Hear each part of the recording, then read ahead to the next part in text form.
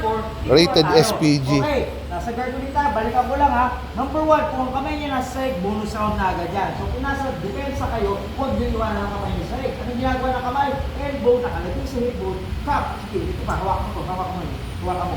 Blocking. While your other arm is straight, punching me. Punch, punch. Boom, boom. Bakit may elbow? Para pag gumalaw ako, alam niya kung saan. Kung kailangan niya magpalit ng kamay, palit na ng kamay. Elbow yan. Tapak lang. Ganun lang. Right? But for the purposes of submission, once this arm is on the ground, grab this. Okay? If you can grab yung likod ng MMA gloves, basta huwag nyo lang ipas kung kamay nyo, pwede yan. Dahil mas ma-retraction kayo. Bonus na yung loop, bonus na yan. From this position, he's gonna posture up. And look, hindi ko dadaanin sa flexibility. As I mentioned, I'm gonna open my guard. Kung pili-pili ko, papaabutin mo talaga dyan. Open my guard, abok talaga, bring him down, create a 90-degree angle wherein my bicep should interlock with his own bicep.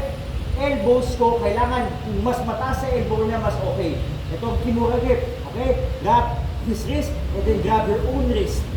The tighter this is, yung lock niya, mas okay. Notice na naka-angle ako. Kung nasa na top niya, doon mo dalhin. Doon mo na top niya, doon mo dalhin.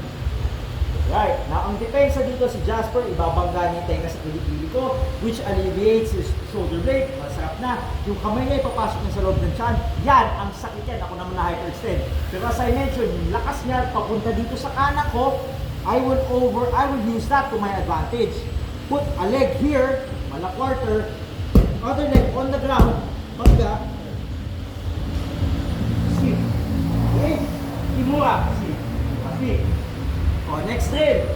Going back on the principle of a plan A that doesn't work, plan B, ito, gas-gas na, pero gumagana. I've done this 3 times in a fight. Arm bar, from the guard. From this, is punching, yan. Pinakontrol mo na, good. Sumuntok man, tap mo, grab the entire arm. If you can lock his glove with the side of your head, bonus na to guys ha, dagdag nito ha. Bakit? If he tries to pull his arm out, naka-stop sakto, the right distance that you need. Of course, you have to have upper body control kasi mag-open guard ka. If you open your guard, you have to have upper body control. But I like with MMA arm guard, you have to practice. Just enough space to get this.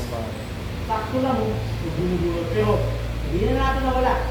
Grab this side, go to this side. Kung saan na top niya, ganap yung mo, find the angle. If you can kick the hips, sipa, the better. He hit. Okay? Yan ang arm bar. Make sure that knees are tight. Thumbs up, lock in. Ramdamin mo yung elbow, nasa crotch area mo, hyperextend. Parang siso na binabalik. Now, ang depensa ni Coach Jasper dito is to crush me. When that happens, yan, hindi ko na ma-hyperextend. At dahil pababa naman ang puwersa niya, katulad din yung Kimura, sasabayan niyo yun. Pababa, you grab this leg, thumbs up. Okay, do not hyperextend. Roll him. Look at my thumb ba? I'll roll him. Using his momentum, crush me down, that's when I hold him. And now when I hold him, I grab this arm, saka ako to ako push ko. Right? Gawin lang natin yun for 6 minutes, tapos proceed na tayo ng MMA. Kaya?